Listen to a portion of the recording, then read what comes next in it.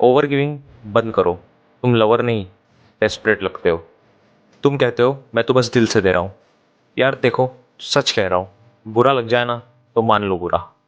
तुम इसलिए देते हो ताकि सामने वाला तुम्हें छोड़ के ना चला जाए। अब कुछ लोग कमेंट्स में कहेंगे कि तू तो बस ब्रेकअप ही करवाता है, तू क्या जाने प्यार क्या होता है। सीरियसली, मीन्स पॉइंट क्लियर है। तुम ओवर गिविंग बंद करोगे तो अगला बंदा ब्रेकअप कर लेगा। ये प्यार नहीं है, ये एक फियर बेस्ड अटैचमेंट है।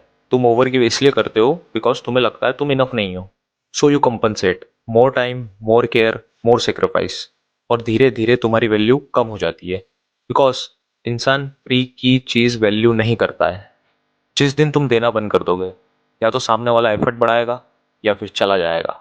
और अगर चला जाता है तो समझ जाना कि वो तुमसे नहीं, तुम्हारी कन्वीनियंस से अटैच था। ओवर गिविंग बंद करो, इक्वल दो, इक्वल लो, वरना प्यार नहीं, एक दिन खुद को खो दोगे। My name is Harsh, see you in the real world.